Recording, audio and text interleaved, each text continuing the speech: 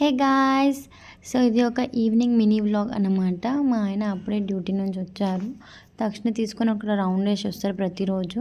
ఈరోజు కూడా అలానే వెళ్ళుకుంటా సర్లే పింకి బయటికి వెళ్దాం దా అలా అని అంటే, సో నేను కూడా ఫ్రెష్ అయిపోయి మళ్ళీ రెడీ అయిపోయాను.